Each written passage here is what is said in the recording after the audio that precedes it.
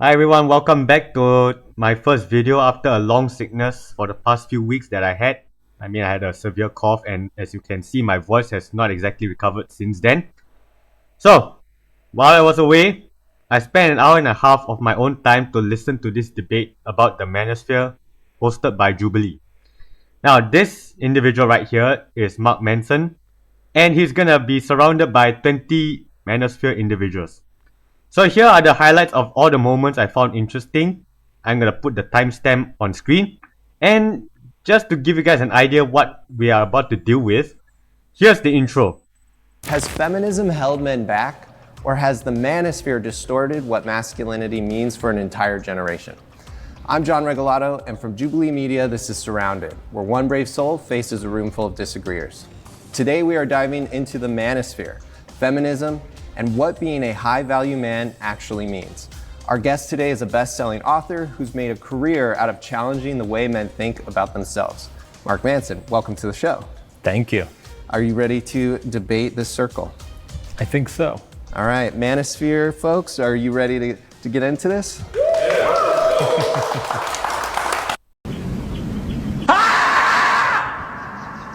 All right, let's get started. Hi, I'm Mark Manson. I'm the #1 New York Times bestselling author and a former men's dating and relationship coach. And today, I'm surrounded by the manosphere. So now the topic is set.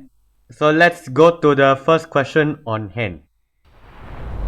My first surrounded claim is that the manosphere is a billion-dollar business that profits off keeping men angry and insecure. If you would like to Now, if I would agree with that, given that there's a lot of Manosphere content creators who are here only for the money. Again! So there is indeed an industry. Now, whether is it worth billions of dollars, well, no one has actually quantified it, right? Not that it would be easy to quantify, given the broad range of content creators that count as part or not as part of the Manosphere, mostly dependent on what the viewer felt that day, right? The label Manosphere seems to be a label of convenience, not something that can be nailed down very easily. As later the debaters will show what I mean. Alright, let me continue on. Hey, it's good to meet you. What's up, man? Jake. Nice to meet you.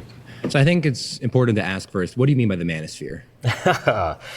I would say it is the subculture of men's dating and life advice that is particularly identifiable by its sexist and traditional beliefs. So already, we have a difference in definition. Now to me, the Manosphere is just a subculture of the internet that tries to address issues that disproportionately affects men and find possible solutions to overcome said issues. So by my definition, Myron Gaines will not be part of the quote-unquote Manosphere. But most people think he's part of it. So okay, let's for now take his definition and continue on with his point. Give me a minute. Yeah, I mean, feels a little bit no true Scotsman-y. If you define the category as being sexist, then from the category moving out from there, we're going to have a problem. Because I'm not a sexist. And so if you want to say that, like, if you're in the manosphere, that means you're sexist, or no true member of the manosphere isn't sexist, like, that's not a productive... So how do you define it? I think the manosphere are people who focus heavily on men's issues and are trying to instruct men on how to lead better lives, who are trying to fulfill a role that maybe a father should have or maybe can't because of a variety of societal environments. And they might do that well, they might do that poorly. And I think the discussion is about how well the sort of figures that are gaining popularity are doing that. Right. And maybe some of them might be sexist and some of them might be telling true things. And there's kind of a variety of mixed bags on this. But before I move on, does that seem like a reasonable starting point for what the manosphere is? That would be a broader definition than I would give to it. Well, I hope they won't spend the next few minutes trying to nail down the definition of the quote-unquote Manosphere. But the question is, the Manosphere is a billion-dollar business that profits off keeping men angry and insecure. So if you consider Myron Gates to be part of the Manosphere, then yeah, absolutely, that's one instance where the Manosphere is actually keeping men insecure and also profiting off of their anger and insecurity. So let's continue on. You defined it as sexist, and so obviously Yeah, well, mine's yes. much broader. Like, Yes. I'm not even in your definition, so that's not. And I am in your definition. Right. So it's. I would say what has become popularized as the manosphere, and maybe my reading is off on this, but it's it's stuff like the Tate brothers, Myron Gaines, Harrison Sullivan, all the guys featured in the recent documentary that came out, like that kind of brand and flavor of men's advice. And I'll say that. Yes, they are. I mean, by most common definitions of the manosphere, they would fall under that umbrella. But besides being part of the quote-unquote manosphere, they're also alleged criminals, right? Or if you want to put it, or in the case of Myron Gaines, they're also hotheads with poor judgment. Again! Right? So you're literally picking the biggest idiots in the manosphere. Yeah, let's just put it out there first. We'll get along with it.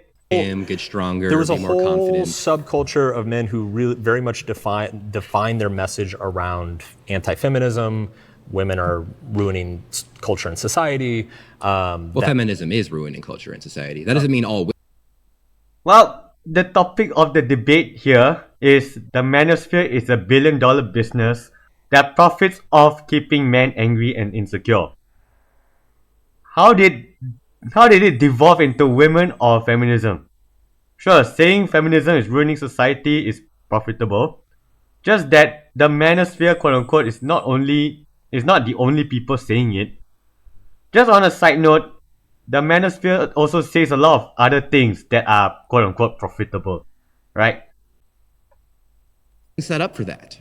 We're also not doing it because I don't think it helps. So, for example, a Movember survey from 2025 found that young men who regularly consume manosphere content or masculinity influencers were much more likely to report feelings of worthlessness, extreme sadness, and extreme anxiety. That's backwards causation. It's the people who are feeling extreme worthlessness are looking for someone to teach them what to do. You don't see that same correlation show up in other self-help genres, though. Yeah, let's just put it like this. It took them almost 8 minutes to establish that the manosphere is at least attracting young men who are angry or insecure. Now let's see if they're gonna answer the question at hand. But the package that you just said that you should be angry is the correct package, because All right, I'm we got angry applause about there. it. You've been voted out by the majority. It's great talking to them. Yeah, you too. I think we agree on more things than it may seem. We might. Nice to meet you. Hey, how are you doing? Good. Yeah, let's see if he's going to answer the debate question. What's your view on men right now? Like in 2026, do you believe that the current situation for young men is approximately the same as, 15, 20 years ago? Or No, it's much worse. okay, why would you say that it's worse? Things have gotten really rough for young men, and I think it is fundamentally structural and economic. It has to do with the technology, it has to do with the nature of the economies changing. And the reason I believe this, and I don't buy it's feminism's fault, is because when you look globally, you look at countries that have not had a large feminist impact, the young men are struggling just as much there, if not more. And if you look at some of the countries that are even more progressive and more feminist than the United States, the men are doing better there than they are doing here. So I don't think it's feminism. I think it's happening at a much more fundamental level than culture. Yeah, I hear that. And honestly, I agree with you that a lot of these manosphere characters, they use the anti-feminist and anti-woman thing as it is a packaging, and it does obviously go viral. Yeah. But I think Yes, going viral means you get paid. Now that's the link. It took you guys 10 minutes to establish that part. Alright? Now, there is a part of the manosphere that seeks out angry, insecure young men, feeding them anti-feminist views which makes their videos go viral, bring them millions of dollars. Now, I'm gonna use Myron Gaines and Andrew Tate as a rough benchmark for how much can you financially gain by targeting angry, young, insecure men. However, there are also other aspects of the manosphere that doesn't really profit off young men's rage and insecurity. Let's see if they'll bring this up. Treadmill. than young women. So would Okay, we got to pause there. You've been voted out. Okay. It's just getting good. Yeah. Whoa! Hi. Sorry. You really went for it. So what do you think is extreme? Like, what are some of the extreme views? I would say anything that is intentionally demeaning the fundamental value of a woman. Could you give me an example? Well, the body count example. But can you understand how there is a correlation between being willing to take a lot of dick from a lot of different people and not thinking highly of yourself? Perhaps, I don't know. So I don't think that you're lowering the quality of a woman by saying like, hey, just so you know, it's probably not the best thing for you to. But that could be true for men as well. Men should not be taking dick from a lot of strangers. I agree. I agree. Both genders. It's true for straight men as well, taking lots of vagina as well. It's generally low self-esteem correlates very strongly with sexual partners overall. Totally agree. Yes. I think it's worth. But that doesn't make them worse people. The same way like somebody with low self-esteem is more likely to abuse alcohol or drugs. Totally. Like, doesn't make them a bad person. But it's not good. And also taking dick is a little bit worse than giving it. Why? All right, we got to pause there. You've been voted out. Reminder, we want to stay focused on the prompt, the current prompt. Thank you. Okay. Yeah. 1 minute 30 seconds and he's out. He didn't last very long, did he? But anyways, maybe I can help you out here for a bit. Views. I would say anything that is intentionally demeaning the fundamental value of a woman. Okay. I'm gonna go off on a bit of a tangent here with MGTOW, or men going their own way, i.e. men that have given up on dating women. Alright?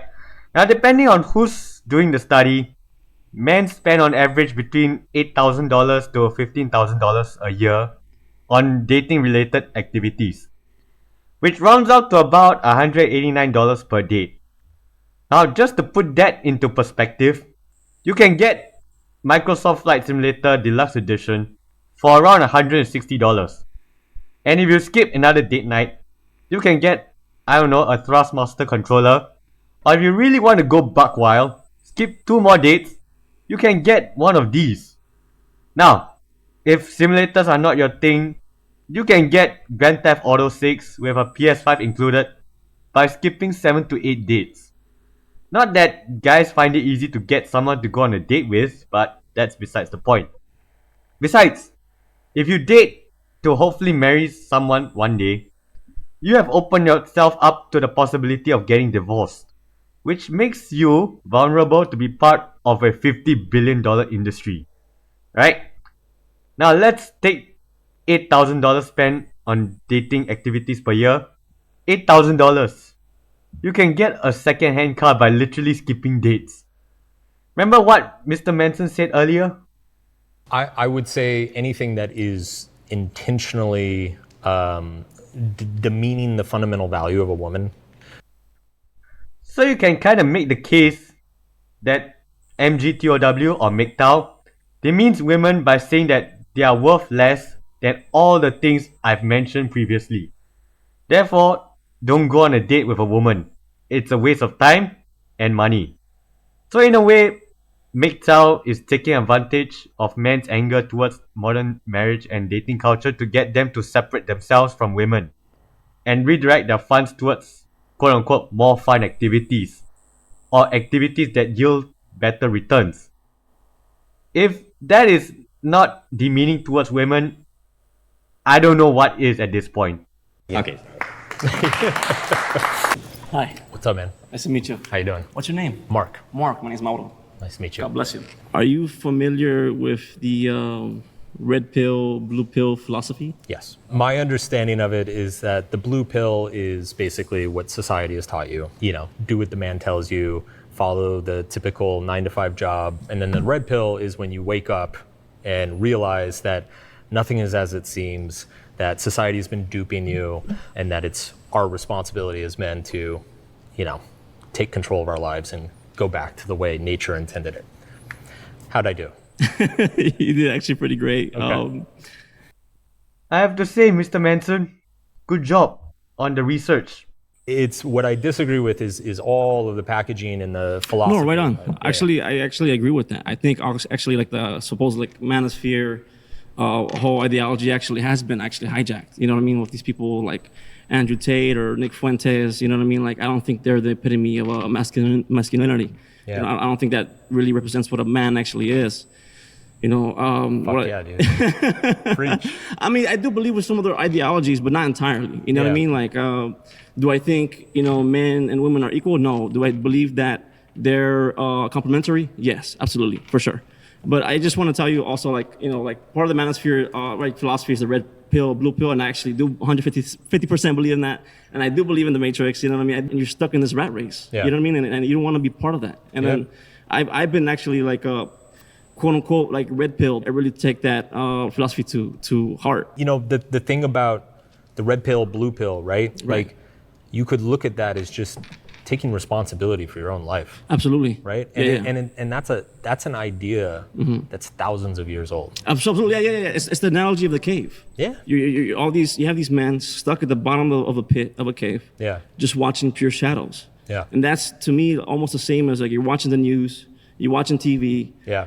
I think we can all agree like the news isn't 100% truthful. And then once you wake up to this illusion, you leave the cave. You leave the cave of deception, and you wake up to actually how the world truly works. And the world definitely works against us. Yeah. Absolutely. This dominion is not of the Lord. This earth, actually, the devil controls it. And he's the one, actually, I definitely All right, believe. now you lost me. I know. It's okay. We were doing really well. No, it's okay. I mean, that's just my opinion. I know. And then I you respect it. You mentioned law of attraction. I actually believe in that. Yeah. I believe in law of attraction, and I believe in manifestation. And I'll just say, like, I have a manifestation example. Okay. I was thinking of penny loafers. I was obsessing about them, and I'm not even kidding you. I had a dream of penny loafers, like, and then I went to my local store. And I went to the shoe section and I saw some leather shoes for $20, and my dream told me that, and that's why I'm here. And then like I don't know, I just thought that was like an example of a manifestation, law of attraction in action. I love it, man. Yeah. Well, thank you very much. Thanks for talking with me. Yeah. All right, cheers, pause bro. there. Did you say I like how you just went off like that. Alright, next guest. It's already 4 guests in. And none of them has pointed out the 2 segments of the manosphere that is profiting off of keeping men angry and insecure. Let's see if the 5th guest will be any better. How's it going, Dave? What's up, man? Good How to are meet you. So when you say billion-dollar industry, can you give me some examples where they're making money from?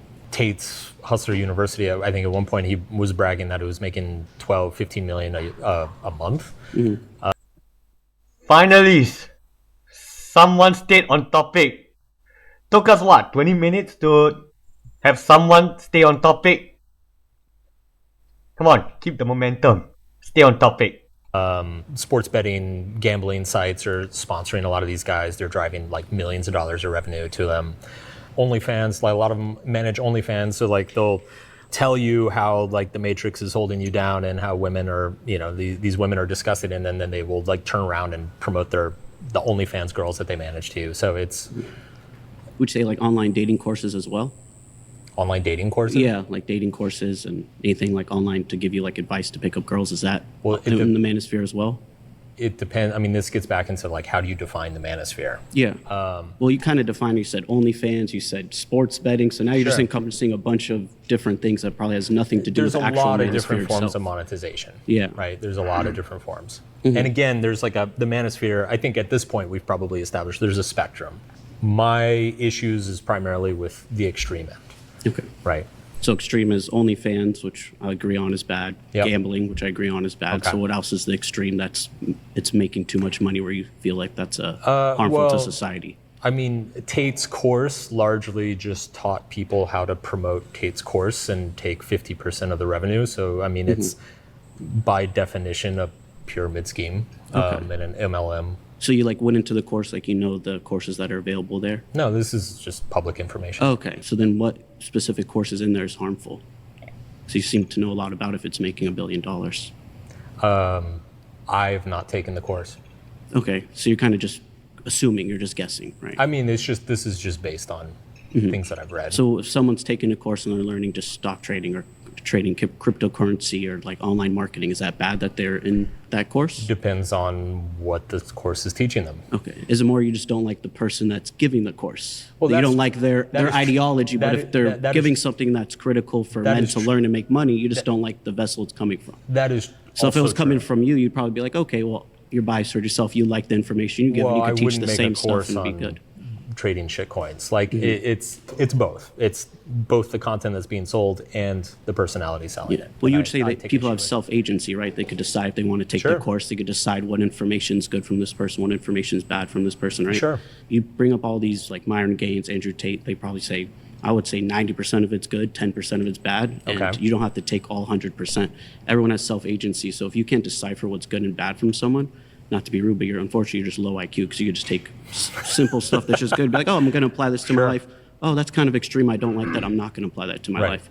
And then at the main core of all these teachings is self-accountability. So you're in control of your life completely. So if you're letting some online influencer dictate and your life goes down a negative pathway, that's your own doing. You're just trying to find something to blame on because you're not taking accountability for your life. Right, but it's if they're promoting self-accountability while actively promoting things like sports betting, crypto, gambling to people, young men who are very vulnerable, they're naive, they're inexperienced. In a lot of cases, these are like 14, 15, 16-year-olds, right? Like, you don't have to be low IQ to be a 15-year-old who doesn't know a fucking thing about stock trading, right? So it is, I understand that people have to take accountability for their own decisions.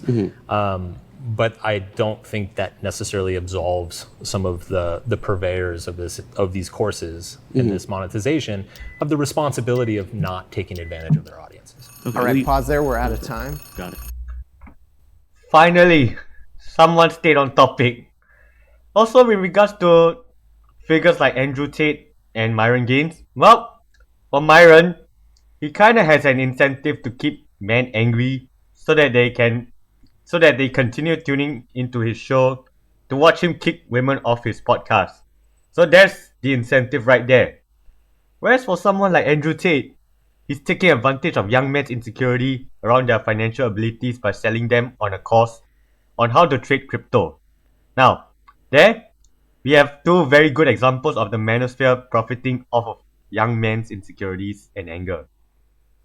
Whereas for something like Micheal, they're taking young men's insecurities and anger and directing them away from women, getting them to separate themselves from women.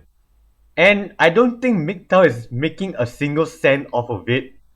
It's kind of like they're just doing it because they want to screw the world over, right? They are not getting paid for it.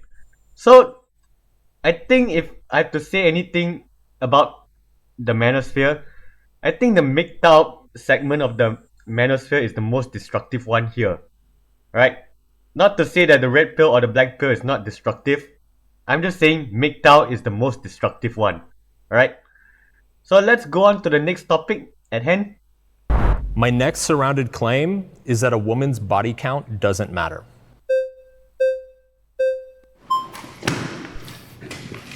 Hello, Hi, nice to meet you. nice to meet you. Okay, so personally, I do feel like a woman's body count does matter Why is that? because it's her value. I feel like if something's used, there's no value to it. It's just, I don't want to like be mean, but it's dirty. Do you believe that women have value outside of their body and their sexuality? Of course. Yeah, of course. A woman can be smart and still sleep with a bunch of men, but why not be the whole package? Respect your body. It's your temple. It's a part of who you are, so respect it. So allow me to ask the inverse, alright? If a woman has a high body count, what other aspects of her life besides her sexuality has value? Like, body count matters if you're dating to eventually get married one day. But if you're just dating for fun, body count matters just in a different way. Alright? Oh, that's interesting, actually. Why do you think it's disrespectful for a woman to sleep with multiple men? Because you're allowing different energies onto you. You're What if they're in committed, loving relationships? What if it's been like a long series of 2-3 year relationships over 10, 15 years? Well, then you wouldn't be dating a bunch of people. You wouldn't be sleeping with a bunch of people if you're committed. So, But you would have a high body count, right? to me, I feel like a high body count is realistically maybe over 4 or 5. So when I think high body count, I'm thinking you're sleeping around, you're having one night stands. I respect it. You know, that's where agree to disagree comes into play. Sure. But me personally, it's self-control. Be mentally strong enough to say no. Be mentally strong enough to stick to one person. Yeah. That's a totally valid. Okay.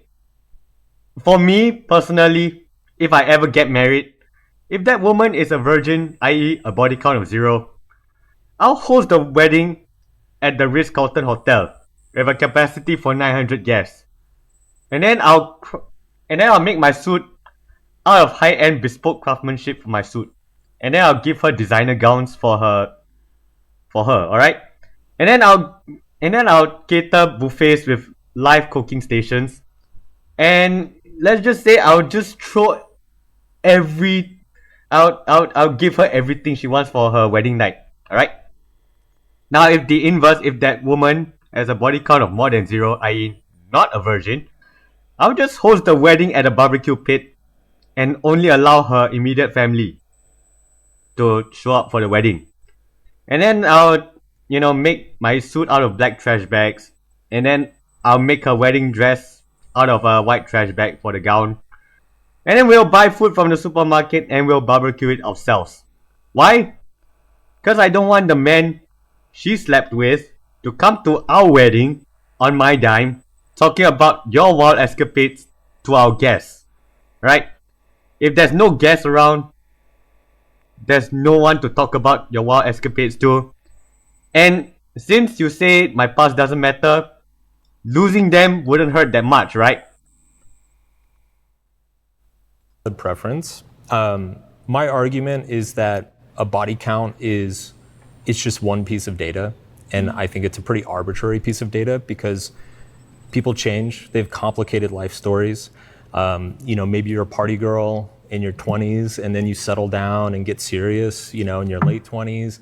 Maybe you've gone through a bunch of shit, had a hard upbringing. So it's you have to address the individual in front of you, not just the number. Do you disagree with that? That's a good opinion, but I stand firm on mine. Nobody should all have a piece of you. I wouldn't want somebody to hear, yeah, I had your girl. Yeah, Okay, I got it, We got to pause there. You've been voted out by the majority. Okay. Alright. It's actually not the number that's the issue. It's the habits. Alright? If you're used to an exciting party life, random hookups, you're going to have a really hard time settling down to a boring, monotonous life of a wife later on. Like, just ask anyone trying to quit smoking. Right? I'm not saying that it's impossible to break a bad habit, but what I am saying is, why pick up that habit in the first place if you can control it? Like, if you didn't pick it up in the first place, you won't need to break it later on. Right? Why do you want to pick up a body count? I mean, if you do pick it up, I wish you all the best breaking it.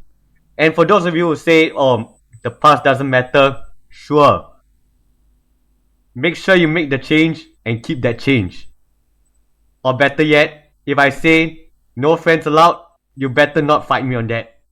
Right? Since you say my past doesn't matter, letting them go shouldn't hurt. How you doing? Hi. Nice to meet you. Great to meet you. I'm Micheal. So when you say a woman's body count doesn't matter, I just wanted to ask if there are any conditions or qualifiers to that, or do you literally mean it doesn't matter? Whether if she's a virgin or if she slept with 197 people just last month, it's totally irrelevant to everything. You shouldn't take it into consideration at all. Obviously, some people are going to have certain values. Like if you're religious, for instance, or if you have like certain social beliefs. My point around this specifically, if I'm going to clarify the claim, is that it matters if you're a single man and you're meeting a woman, on the list of things that you should be concerned about, that you should be worried about, it is so low on that list that you shouldn't even think about it. You should be primarily concerned is she trustworthy? Do you communicate well? Is she fun to be around? Do you have shared values? Do you see yourselves going long term together? What she's done in the past is a very, very tiny factor in all of those things. Yeah, so Yes, I would have agreed with you, but let's just say the past catches up with you if you don't properly deal with it. So, what I mean by that is, let's say, in the past, 10 years ago, you used to be a fat man, right?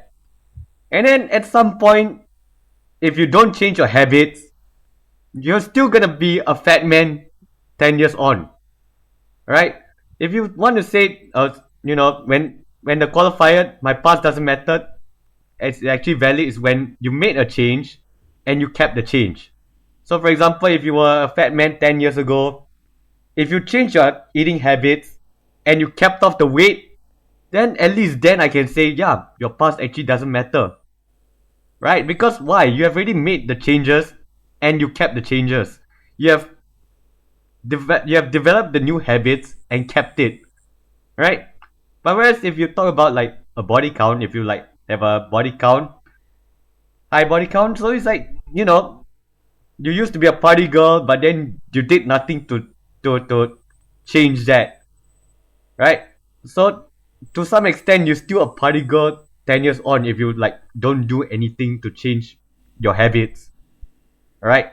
That's what I mean by this prompt is kind of ridiculous at this point. Well, I think that that's interesting, but I would say that I think that there's a lot of evidence to suggest that body count and sleeping around and having a lot of sexual partners and experiences actually directly relates to a lot of those traits that you mentioned. So I'm specifically thinking about a study or meta-analysis from the University of Utah, which found that the more sort of sexual history that you have, the more body counts that you have, the higher the predictability of divorce is. So I think that the specific study that I'm referencing, if the woman slept with, let's say, over 10 women, is what I think it was, that cohort had by far the highest divorce rate or predictability of divorce. And I think that that's pretty intuitive, right? Like if I had a wife and you had a wife, and my wife slept with 3 women and your wife slept with 40 women, and we're hanging out, and let's say the pool guy comes over and he's going to open up our pool. Whose wife do you think has a higher likelihood when the pool guy's 18-pack is out? Whose wife do you think has the higher likelihood of sleeping with the pool guy? It's a little bit obvious, right? That the answer is the woman with 40 plus bodies, and I think that makes sense, right? They have more sexual experience. They have more things that they're using a comparison based off of. It's part of a larger social trend where we're being a little bit more flippant, or we're succumbing to our hedonistic desires. Whereas somebody who doesn't do those things is probably a little bit more of a loyal partner. So I don't think it's obvious that the wife who has slept with 40 people would be more likely to sleep with the pool guy, because let me turn that around for you. Somebody who is dating somebody or marrying somebody who's very sexually experienced, they have had a lot of different experiences, so they're going to have a better understanding of what they like, what they want, and so when they commit to you, they're making a much better formed commitment. And so as long as there is trust and integrity in that relationship, right? As long as you trust that your wife is being honest to you and being honest about her experiences and being honest about what she wants, there's no increased likelihood that she's going to sleep with the pool guy. And by the way, that same study that you just mentioned, what's interesting about it is that women who slept from between 3 to 9 different partners are actually less likely to get divorced than women who slept with 1 or 2 partners prior to meeting their husbands. Okay, we got to pause there. I think personally, what that study showed is that relationships last because both sides are honest about their past. Now, it's not that people with a higher body count has more successful relationships than those who didn't sleep around. I mean, to some extent today, it is still shameful to have a high body count, alright? And if they're willing to admit that they have a higher body count, they are probably not the type to hide things, right? Meaning that they are honest about their past, which makes the relationship successful because at least you're falling in love with the actual person and not the version of him that you think he or she is, right? That seems to be the causal factor here, not that the higher body count leads to a more successful relationship. Rather, honesty leads to a more successful relationship here. How you doing, man? JoMarri. Nice to meet you. Nice to meet you, man. Okay, so a woman's body count does not matter. If we both go to a used car lot, one car is totaled, one car has the engine blown out twice, head gasket never works, always has to be replaced. Another car has a fender bender. Which one are you taking? I reject the analogy because it presupposes that there's something about sex that is destructive to a body.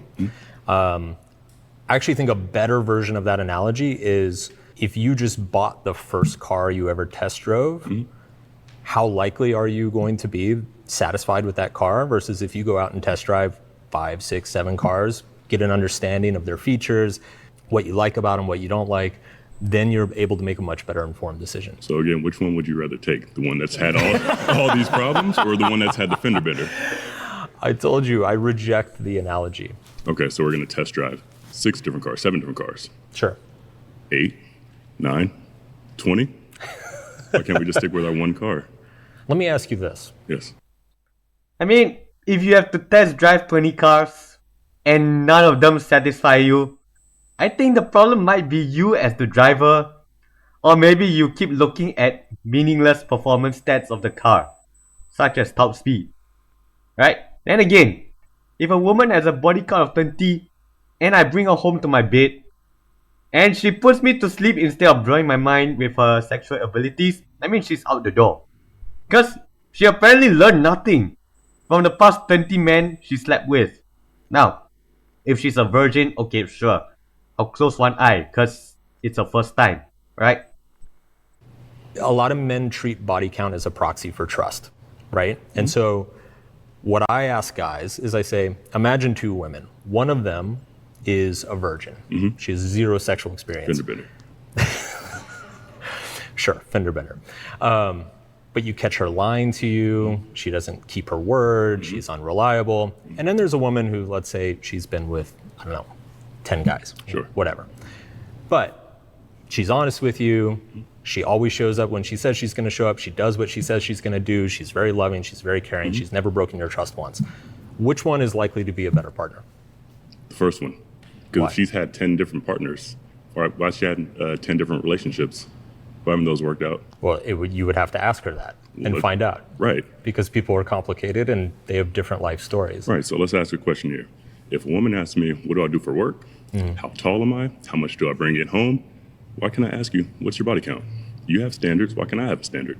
Standards are fine, but I think all of those things that you just listed are arbitrary standards. And if I was surrounded by women right now, one of my claims would be height shouldn't matter. Ultimately, when you look at what drives relationship satisfaction, relationship success, these things are very low on the list, yet we tend to focus on them. We tend to over-index on them because they're very easy to measure. It's very easy.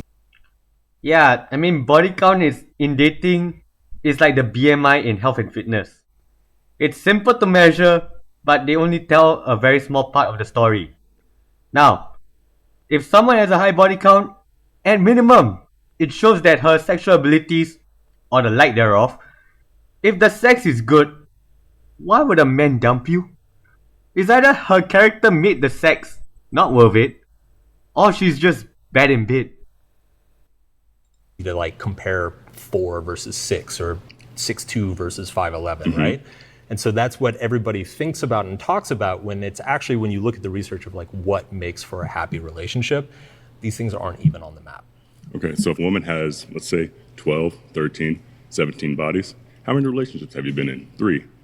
What's up with the other 14 people? She probably likes to party. Then go party. We don't have to be together. But you can Or just, maybe she used to like the party, but now she's ready to settle down. Not with me. Go if you open if you can decide who you open your legs for, you can't decide who gets down on one knee for you. Can I ask why not with you? If everybody's had a turn and nobody's enjoyed it, why do I want to get you now? Exactly my thought. All right, we got pause there. You've been voted out by the majority. It's just getting good. How you doing? What's up, man? Doing well. My name's Glenn. Nice to meet you. So, I'm going to concede with you. Body count doesn't matter to the way that people think about it. Okay. There's no dickometer in front of the top of a woman's vagina that tells you how many thrusts per minute that she's had, right? So let's talk about. There isn't. I haven't seen one. We agree on that. Okay, cool. But let's talk about what a sexual risk does talk about. Every time you have sex, you're putting yourself in a very risky situation, right?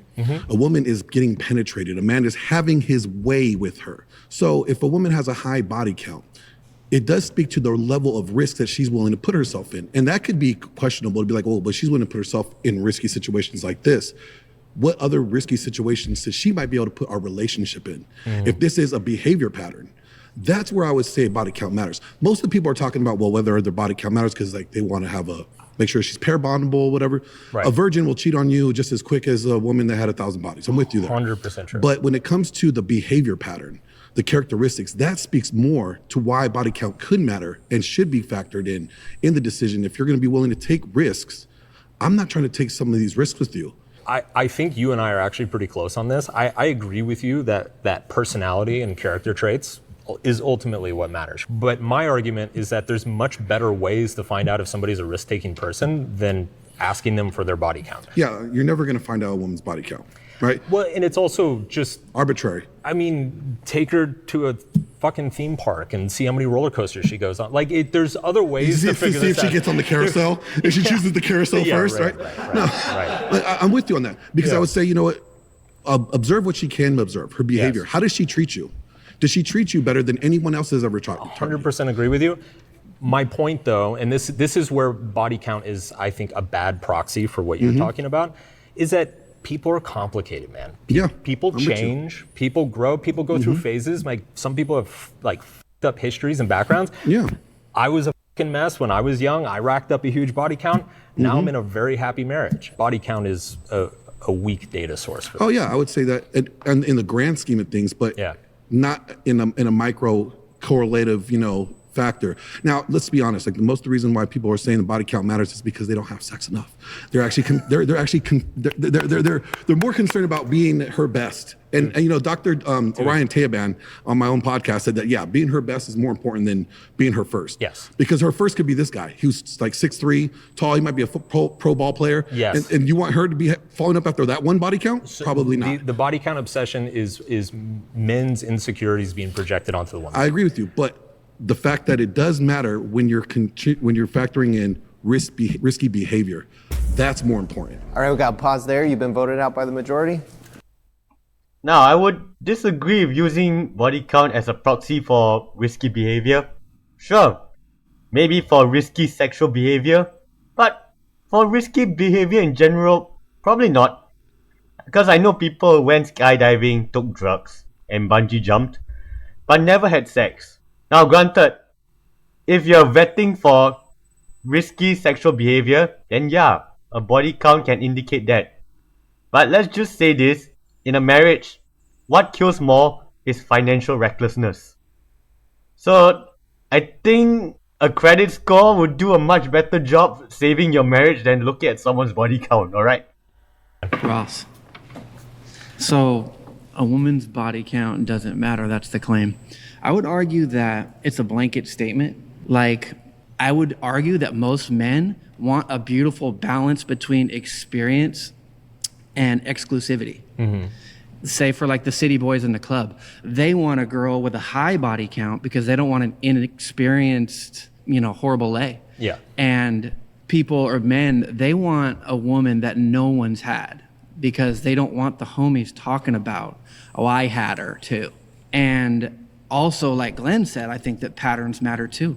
The people that we're talking about are driven by patterns. And so that data is totally valuable based on how they're going to act when times get tough. Maybe they are disloyal sexually. Maybe that's part of their pattern. My argument here, though, is that all this kind of pontificating of like, what does it mean if she's been with 6 guys? Or what does it mean if she's been with 1 guy? Like, it could mean this, it could mean that. Just fucking talk to her. Like, just talk to her. Go on the date, get to know her. That's going to tell you 100 times more than like a number in a spreadsheet. I understand that. walking both sides of the line, both walks of life, I would like to have my partner be less experienced and more loyal so that her sexual compatibility is malleable to mine. You know, Right. we get to mold our sexual partners to our liking and vice versa. And I think that that's a lot more possible when the partners haven't stacked bodies to the sky.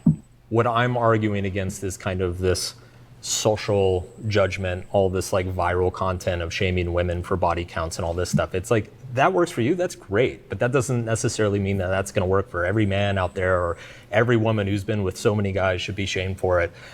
Who cares? Okay, pause. You've been voted out by the majority. Awesome. Cheers, Appreciate man. it. I think the debate topic wording is a little flawed.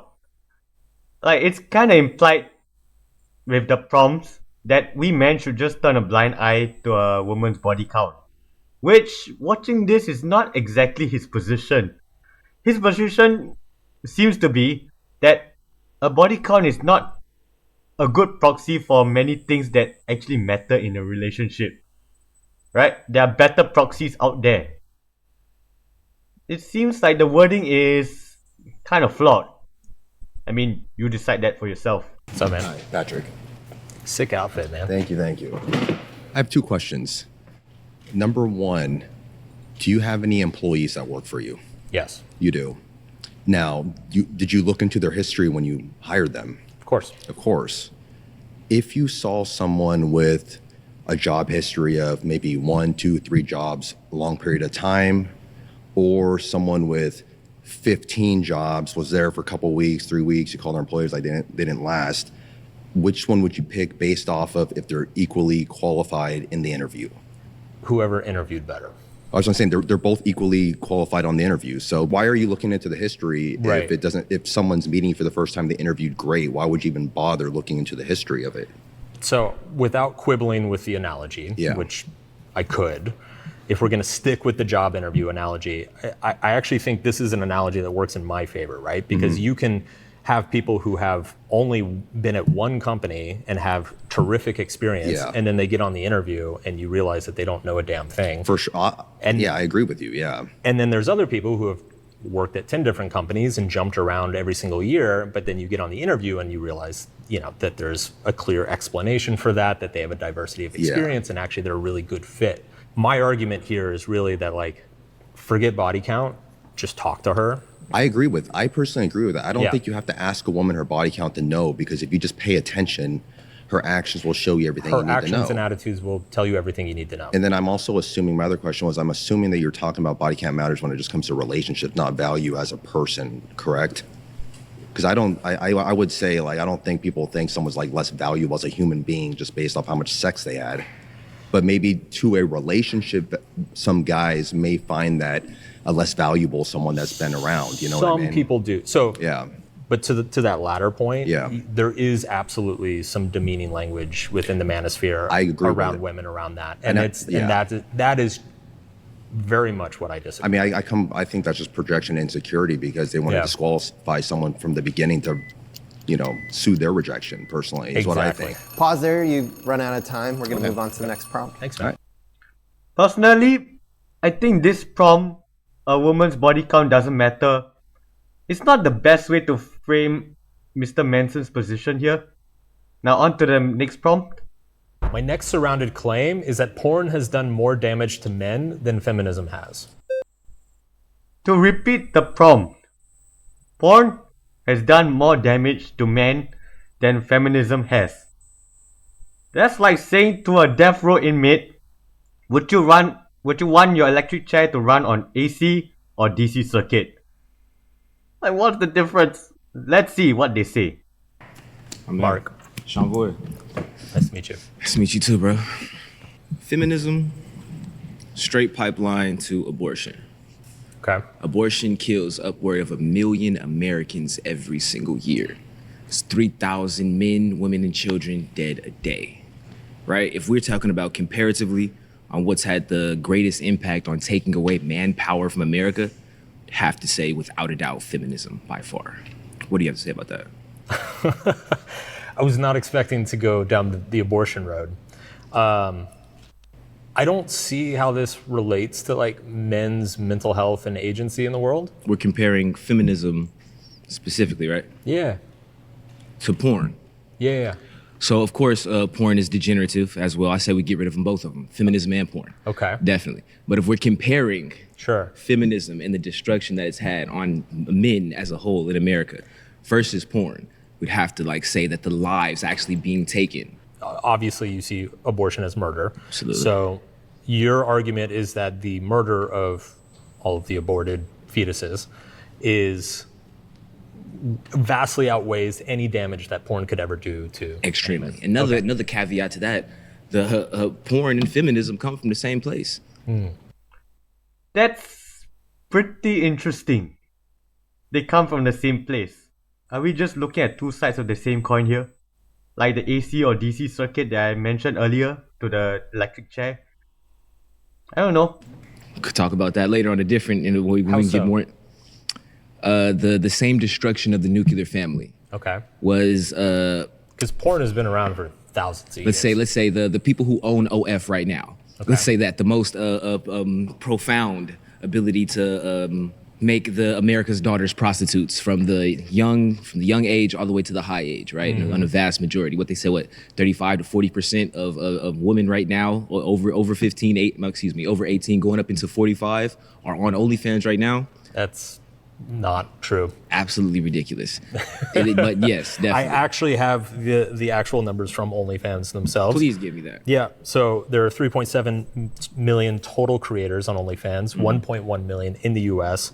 About 90% are women, and only 70% are doing adult material. So that equates to about 700,000 women doing adult material in the US, which is roughly 3% of women between 18 and 40. It's still a lot. You would say that's more destructive than feminism. Now, before we continue the debate, I think giving people wrong information would do way more harm than porn or feminism can do combined. Right? He just made the claim that 35 to 40% of women between 18 to 45 are on OnlyFans. Make the America's daughters prostitutes from the young age all the way to the high age, right? On a vast majority. What they say, 35 to 40% of women right now, or over 18 going up into 45 are on OnlyFans right now. That, as we have seen, has been shown to be false. I think misinformation can do more harm than both porn and feminism combined. Right? So let's continue. When feminism gave you the sexual liberation movement to even empower women to believe that you get some type of power I think porn is more destructive for men than feminism is. Explain. So the average male currently first got access to porn when he was 11 years old. By 18, 90% of men are using it regularly or have used it regularly in the past. Men who use porn regularly, you see worse metrics across the board. More likely to be depressed, more likely to have body dysmorphia, more likely to have erectile dysfunction, more likely to commit suicide, more likely to have poor relationships. This is ubiquitous. It's available literally for every young man on the entire planet. I mean, one thing that I would probably agree with you guys is that feminism, there's some good and there's some bad, especially the last 10 years. Especially the feminism that promoted high body counts being okay and not mattering, right? Well, so the same effects of the mental depression, all the other degenerative. We're back to the body counts, are we? Because it's extremely important. I'm mad I didn't get at the last one to be able to see what about the Manosphere's advice is making you not okay with that, but it's kind of almost obvious. All right, we got to pause there. You've been voted out.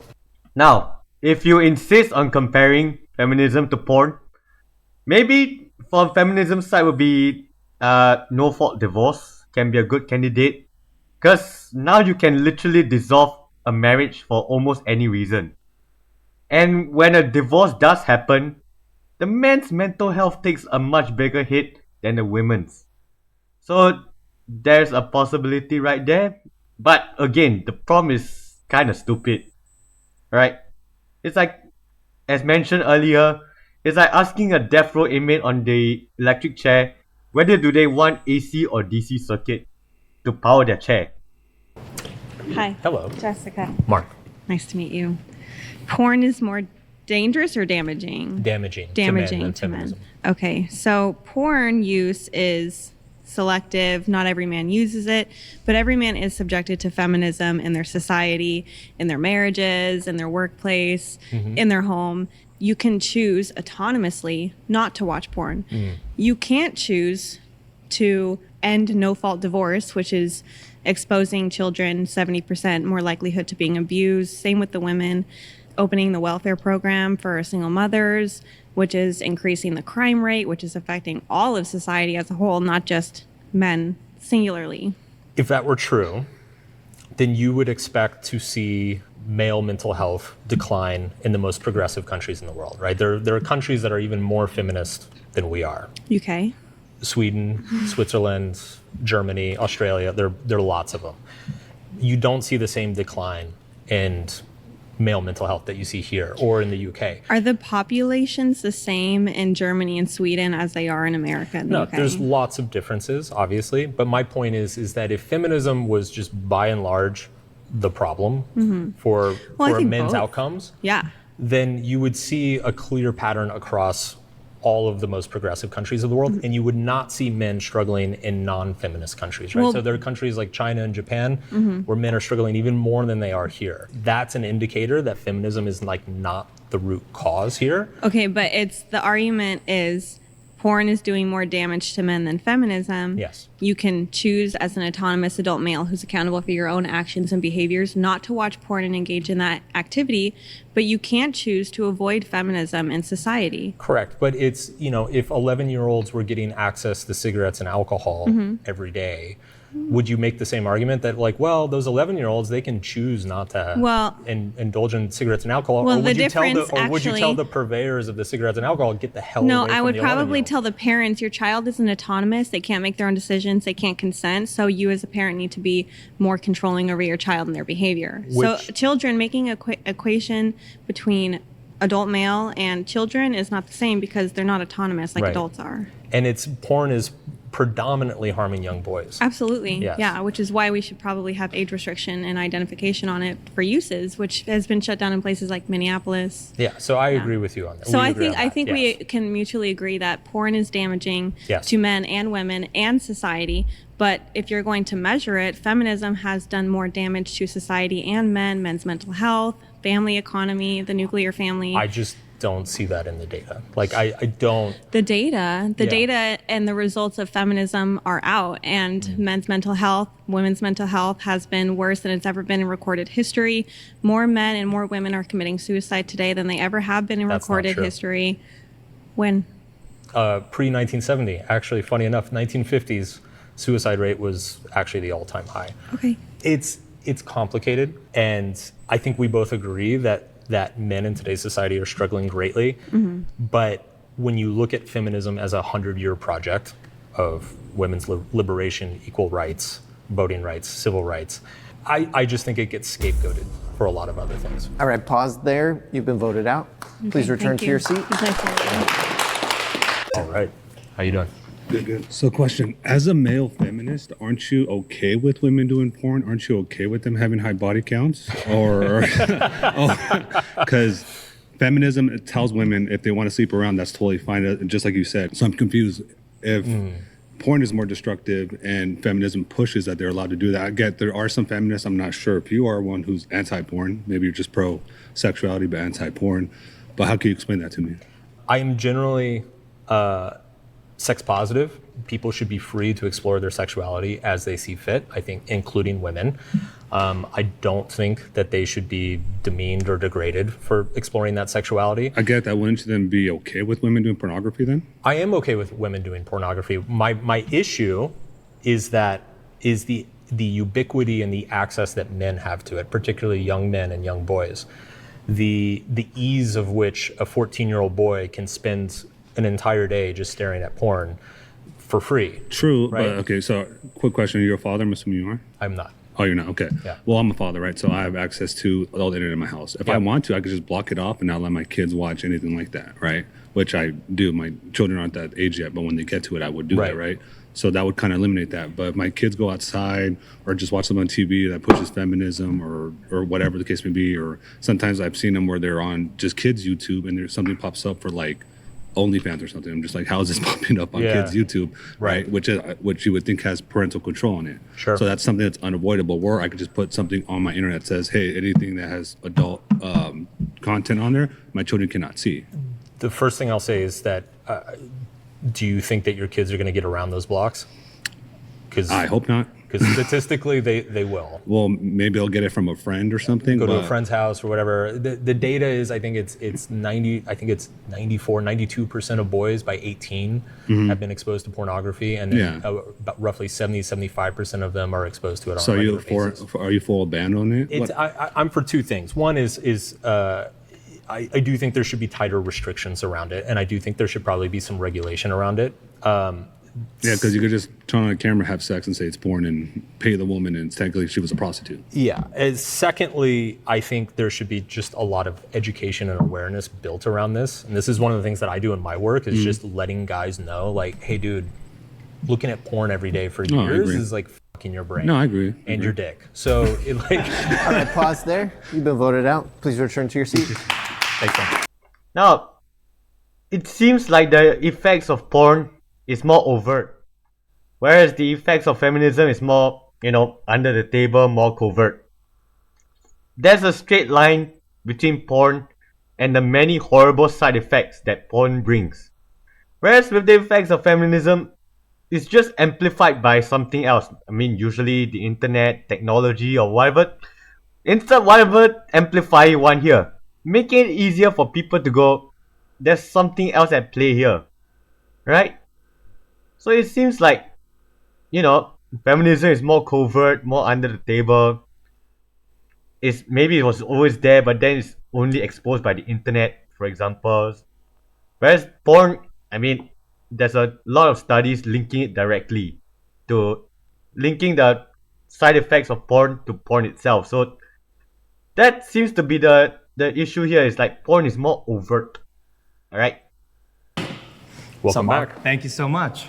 All right, so I think when we talk about feminism, we have to be very specific, because I agree with you that, Elizabeth Cady Stanton's Declaration of Sentiments did not create the porn problem that we have today. So big into first wave, and then even some of those elements of second wave feminism that secured rights and freedoms. I think that the problem is when you get to these third and fourth waves, we start to get this demoralization of men. We start to get this narrative that patriarchy is this thing, this overarching thing in society, and that men are the primary sources of everything that's wrong with our culture. And I think that you see a major withdrawal there. What's interesting, or maybe a little bit ironic about the claim, is that I think that we're kind of looking at two things that are feeding into each other. I think modern feminism, gender feminism, is by and large responsible or contributing to a lot of the loneliness and withdrawal that we see, which is causing that uptick in pornography, which you and I are in major agreement, totally unhelpful and detrimental to society and men in general.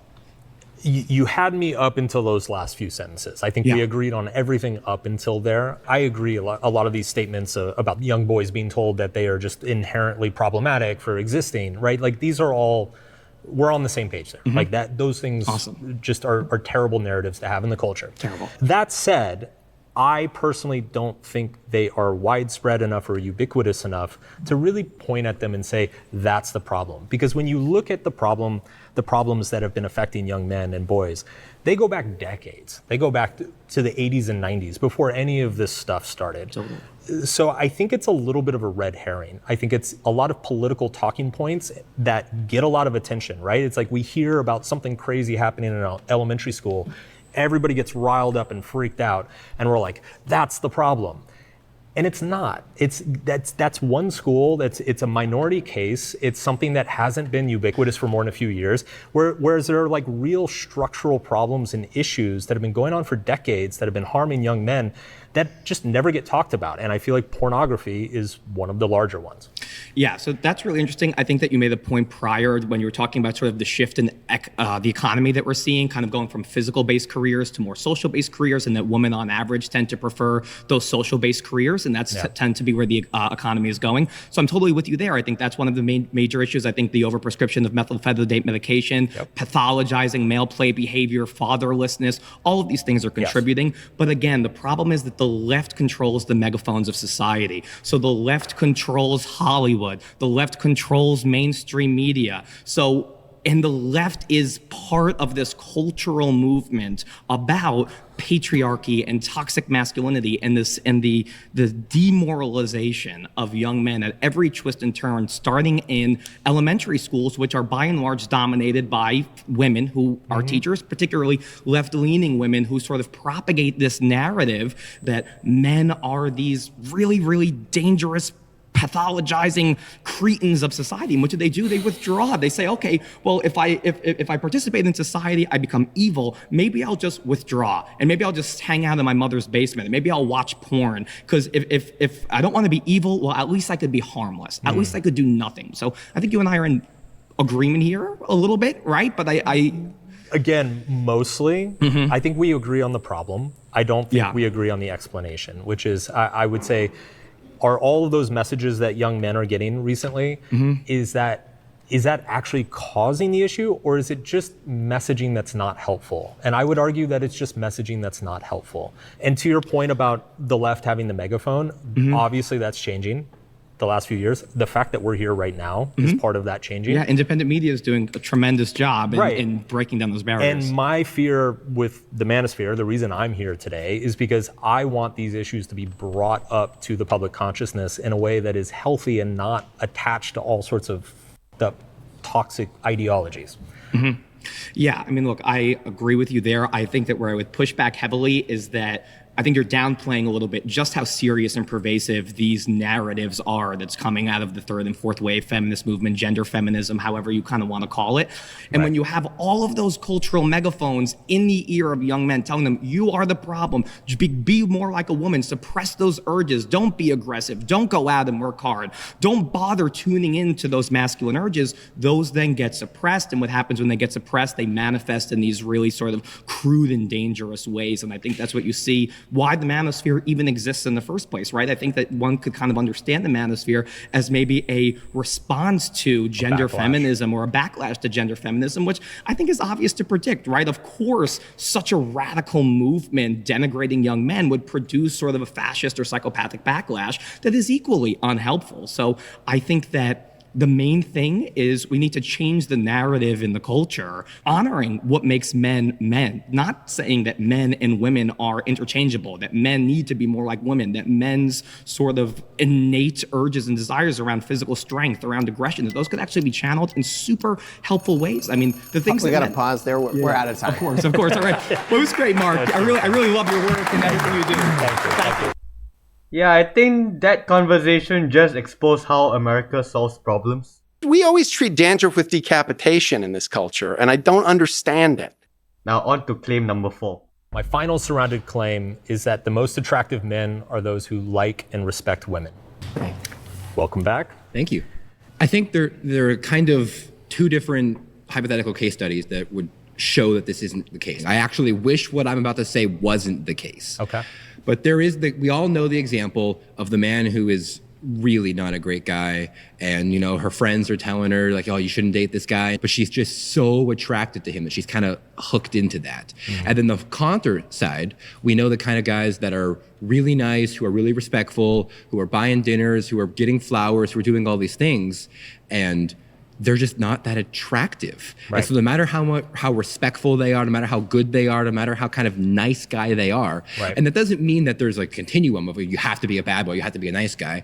I think every good man should be both. You should be attractive, you should be strong, you should be like kind of masculine energy, and you should be a nice person. But these are two different continuums. And so it's not being nice and being respectful and kind of being really polite to him is what makes you attractive. It's actually kind of irrelevant. Okay.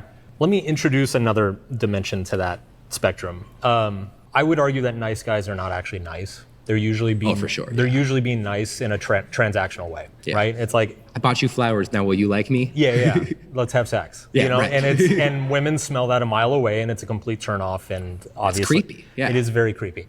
I would argue that assholes are also quite transactional, right? And the only difference between the nice guy and the asshole is the nice guy is transactional and a very manipulative. Here, let me buy you flowers so I can get what I want. The asshole is like, I'm just gonna say whatever I need to say to you to get what I want.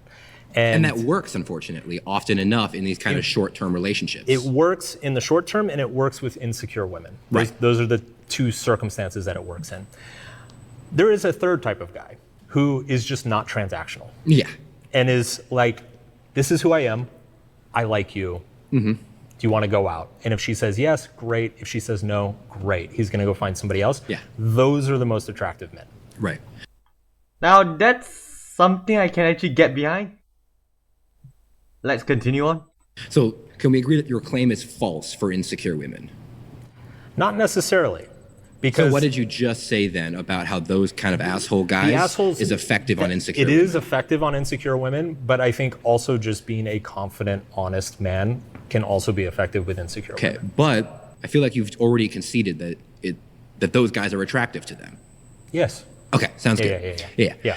So now looking at the secure women, we have this third axis of how honest you are. Right. Which is, as we would agree, should be the most important axis of like how truthful you are if you're trying to be transactional. And it is.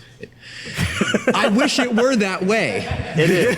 It is. So actually, David Buss, who I'm sure you're familiar with. I actually don't know who that is. Okay. David Buss is like the godfather of sexual mating research across the world. He's done some of the largest cross-cultural studies on what men and women find attractive, what draws them to a partner. Mm-hmm. His work across 37 different cultures found that women prioritize consistently across all cultures kindness and intelligence above all of other traits in terms of long-term partners. But the problem is that's of relationships that have already succeeded. Right. And so in the relationships that you say, it's, oh, he's so nice to me, he's so kind to me, he's so good to me. Mm-hmm. But she only wants those things from a man she's already attracted to begin with. And that she knows is being nice and kind genuinely and authentically and is not just trying to please her or impress her or For sure. And this is the thing, is that the asshole gets mistaken for a confident man because he's not controlled by what she wants. Well, that often is. We got to pause there. You've been voted out.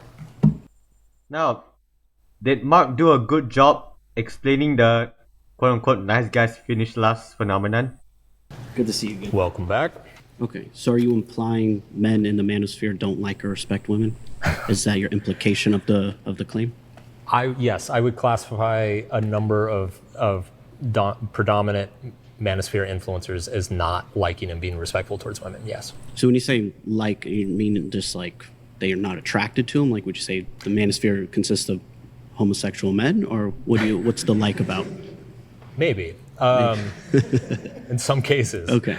I would say like as in genuinely enjoy the company of women without having to trying to get something out of them. And in terms of respect, I would say like respect for their autonomy and their ability to live their own life, like not trying to control them or domineer them in some way.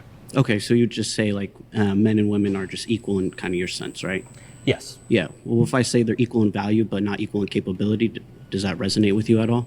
Sure. So would you say that men are just naturally more in a leadership role, and that in order to protect someone in a leadership role, you have to have some masculine traits that are going to protect that woman, which sometimes having some type of authority saying, hey, you shouldn't do this, I'm going to protect you in this sense, which doesn't mean you're disrespecting them, you actually respect them so much that you want to take care of them. I disagree with that men are typically in the leadership role. A lot of women have good leadership qualities as well. Yeah, well, you could say like broad, like in different aspects of like business or stuff. I'm talking about just relationship-wise. Women will lead in nurturing the children, and then men will lead in protecting and providing for that family. And in some relationships, it's vice versa. Mm-hmm. But would you say for the vast majority? Because we had to speak in generalities, right? And generalities are usually men are in that leadership role, and that pertains to work majority of the time, right? There's always going to be exceptions, but we don't harp on an exception. I would say the leadership roles, both people in the relationship take leadership roles in different aspects of the relationship. I would agree with you there. Mm-hmm. And if you want to say that men typically take a leadership role when it comes to, say, protecting the family, right? but I don't necessarily think that's always true, and I don't necessarily think that we necessarily extrapolate larger assumptions out of that. Can you give me an example where in the manosphere a man doesn't respect the woman and you're just kind of... I mean, I just watched the Netflix documentary last night. I mean, there's probably 100 instances of these guys calling women stupid, whores, worthless, saying you have to control them. If she breaks your trust, you ruin her life. That she's nothing without you. Like all of these sorts of things. And I would classify all of those as disrespect, fundamentally disrespectful. Okay. All right, we got to pause there. You've been voted out. Got it. Cool. Thank you. Yeah, they were doing so well. Then they went off on a tangent. They were doing so well until they went off topic. Nice to meet you. How are you? So, I don't actually disagree with what you said. When it comes to hypergamy in society, I saw you mention Myron Gaines earlier. I don't necessarily agree with everything Myron Gaines says, but what advice are you actually giving men in society that's better than what Myron Gaines gives them when it comes to combating hypergamy? And just to clarify, by hypergamy, you mean the fact that women tend to prefer men who have more resources and more status. Yes. So I would say that it is true. Women are generally more attracted to men who have more resources, more status.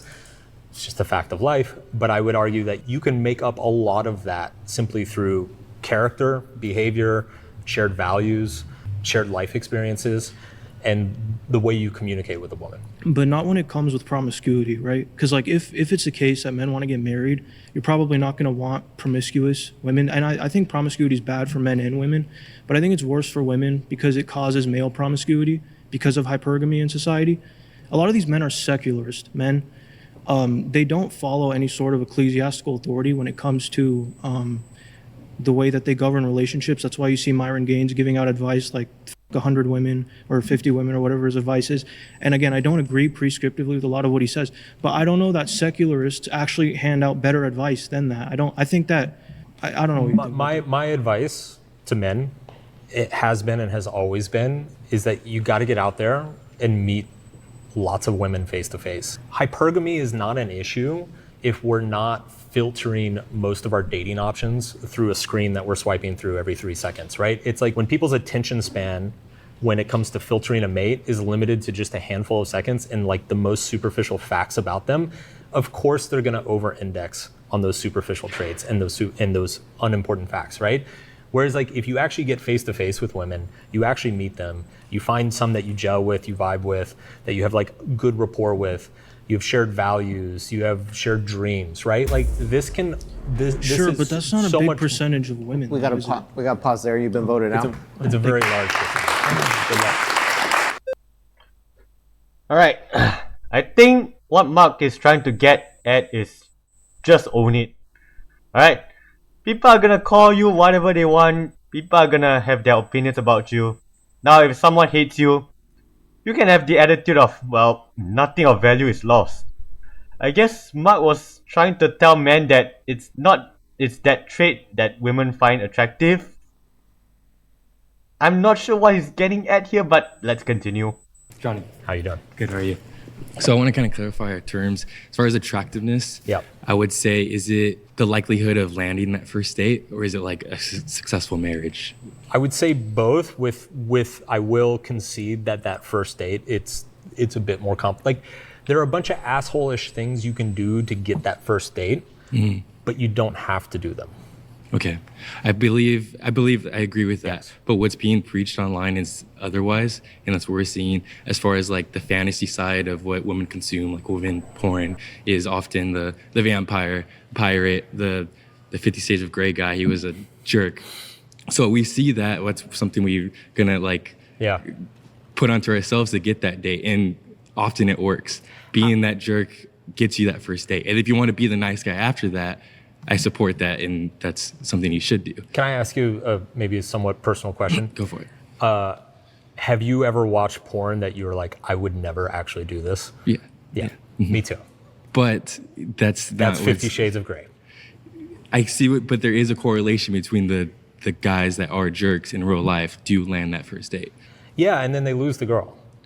And you see this happen over and over. I mean, I saw it in my line of work. being a jerk, it kind of feigns confidence, right? Like women have a very finely tuned radar for a guy who is going to be easily pushed over by her. And so they're generally very attracted by guys who are not easily pushed over, that they have their own thing going on. They're very confident, strong in their own, they believe in themselves. They know what they're doing. They know what they're about.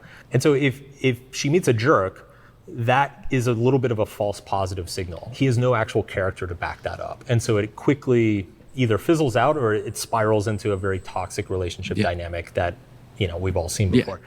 You can convey that same lack of pushoverness without being a dick. Okay, I agree.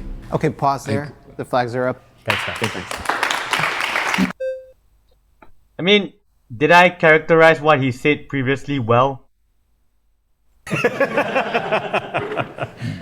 Nice suit, man. Thank you, man. I appreciate it. Yeah. Andrew Tate, Coach Greg Adams, Alpharonomy. There's many men in the manosphere that are spreading a 100% positive message.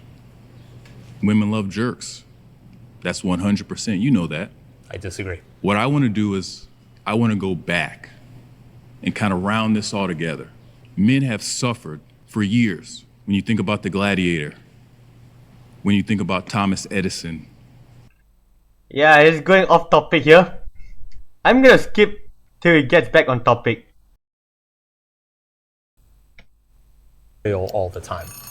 We're out of time. I want to lob one quick talking point, if you guys could digest, the fact that Andrew Tate actually produces pornography, because it sounds like you're against porn or you see it as a negative, but his career started through the production of it. Unfortunately, I don't agree with that at all. Just like a lot of men over time who have got their start doing terrible things, it seems like also that's where he got his start and got his money from. So I don't agree with that at all. But just like as we know as men are always going to suffer. Men are always going to fall down. Men are always going to hit their head. And what are they going to do? Men will bounce back and come back and start doing other things that do benefit society. Men have always done that. Agree? Yes. Absolutely. Can women do that? Of course. Women, so of course. a woman with a high body count can bounce back and change? Of course she can. Okay. A woman also has that ability to do that, yes. Yeah. Yes. All right, we've got pause there. Thank you. We've run out of time. Thanks, man. The prompt was, the most attractive men are those who like and respect women. I like how he went off on a tangent. Now go watch it. Tell me what he said. Tell me if what he said was relevant, alright? All right, Mark, great job. We have finished your prompts, but for this final section, I want you to look around the circle and select somebody to come to the center and debate you for 10 minutes based on their claim. Okay. We were like, it was really getting good, and then you got voted off. My name is Will. Nice to meet you. My surrounding claim is that women care more about looks than personality. What makes you say that? All these things that you've been talking about, that you need to be authentic with your partner, your girlfriend, or whatever, the date you're on. Like when you're on a first date, for example, and let's say you're on a first date with like a really pretty girl. Right. If she pays you a compliment or she says, genuinely, if she says anything, you already know it's coming from a place of authenticity, because this girl probably has like 10 dates this week. And she has lots on her plate. She's thinking about a lot of things. So she doesn't really have the energy or to put on like a facade. And I think that most people can sense that. And from what you're saying, women can really sense that if a guy is saying, here's the flowers, here's the reservation, or whatever it is, and they feel like it's a transactional thing. Because for a lot of guys, it is. Like, yes, most guys are not going on a date every single day. They're going on like one date a month with a girl they actually like. Yeah. They don't have options, and so that they when they're actually there, they're so stressed and they need things to go perfectly that they behave strangely.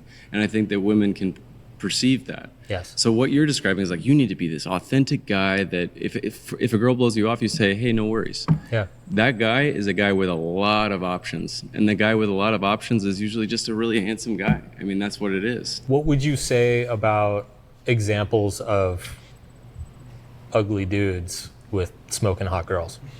It's such 'Cause an we've all interesting seen question. I mean, so now you're getting into SMV, like sexual market value stuff. So I believe that, I mean, obviously everyone has seen someone with status, you know, there's famous actors with beautiful wives, or someone who's really rich. You know, every girl wants to go on the yacht party, and then, you know, you see the guy that owns the yacht, he's not so handsome. So I would say that between these three things, your looks, how wealthy you are, what your status is, whether you're well known, like within the balance of those three traits, you'll get to a certain point where you're acceptable to. Would you add personality and values to that list, to your sexual marketplace value, right? Because people generally want to date people who share values, who they have good chemistry with, that they enjoy talking to, right? Yeah, no, I think that having shared values is important for a really long-term relationship. But I think that the reality, how old are you, by the way? 42. 42. I wish that I was born when you were born, because like, I think when we're talking about long-term relationships nowadays, where the women that people in my age group are dating, they've been on dating apps, they've been on Instagram like their whole life. Right. So they've been inundated with interest from men, like truly inundated. Like every single day, hundreds of men are requesting to have a date with them, or literally just like jump into bed with them right away. And I think that that's created this really warped sense of reality for a lot of women. And I think it's starting to, I think it's just starting to affect men really deeply. I think we agree on some of this, but not others. Looks absolutely matter. Like, anybody who tells you otherwise is crazy. Is probably fucking selling you something. So it looks absolutely matter. They matter most in the early phases, right? They get you the attention. They get you that first date. They get you probably a little bit more leeway on that. Like if you say something stupid, or you mess up or whatever, like you're probably going to get more slack if you're a really good looking guy than if you're not. And you might even be right. I will concede that in this day and age, right, where everything's driven through apps and Instagram and everything, like appearance is probably it's amplified. It's at the most premium that it's ever been. Yeah. That said, I think once you get past that first date or that first impression, and especially once you get in the real world, when you actually get into like meeting women face to face at a party, at a friend's house, whatever, the value of looks proportionally to personality comes down. And I think once you get in, say a month into the relationship, it's almost not a factor anymore.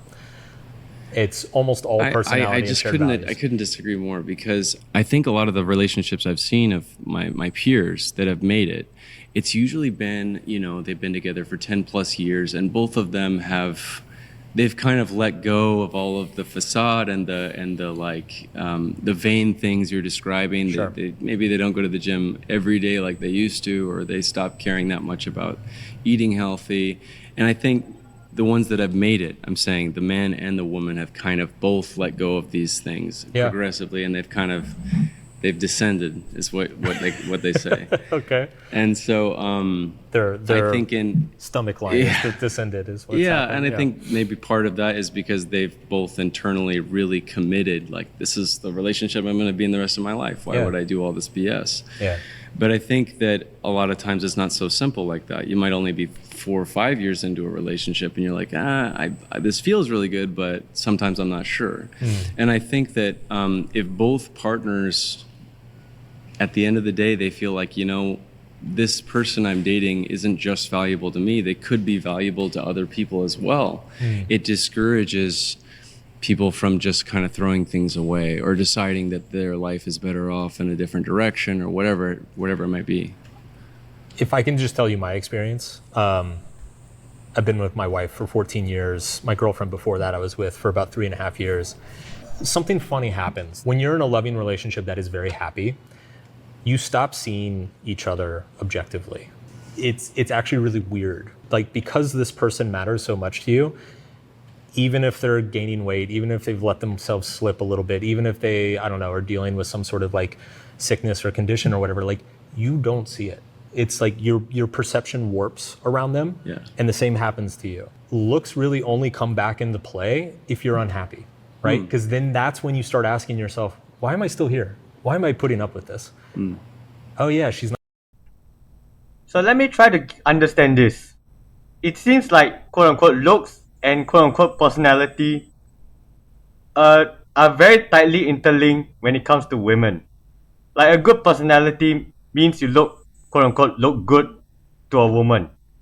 Am I getting his points right? Because if someone is unhappy with you, means that your personality has slipped, right? If you catch my drift, right? I don't know if that's what he means. Not as hot as she used to be. I just realized that. You know, like it's a lot of married guys also talk about how the attractiveness can ebb and flow, and it can come back in funny ways after, you know, a long time, like you've been with your wife. Dude, so much of attraction, physical attraction, like our perception of what is attractive is driven by our emotions. You know, but if I can interrupt you, like frankly, I mean, you're like a media personality. Like you're kind of look smaxed right now for your age group. Like, thank you. Frankly, I mean, you don't seem like you haven't. I mean, you're like in good shape. Thanks, man. So then you would say that once you're to a certain level of intimacy and connection, that everything physical kind of just goes out the door. I wouldn't say everything, yeah, but I would say it becomes deprioritized a lot.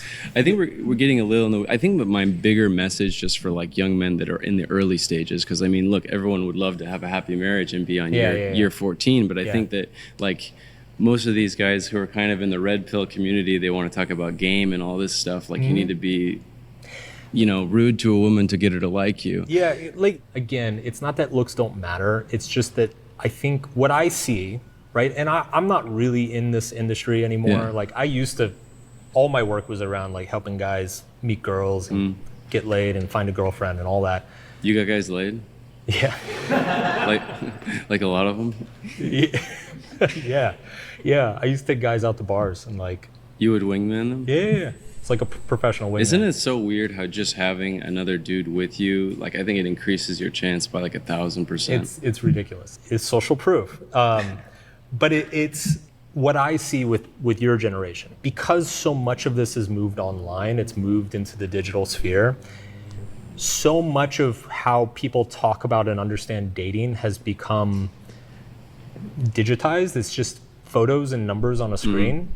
And so I what I see is guys over-indexing on stuff like this, right? It's like the looks maxing thing. I totally get it, man. Like you should be as good looking as you can possibly be. Yeah. Like that is just fucking logical, right? It's gonna help in every area of life, not just with women. How could it be controversial? Yeah, it's self-improvement. But like what I worry about is like just only focusing on that to the disregard of everything else. Because ultimately, like over the long term, what matters is how are you showing up? How do you feel about yourself?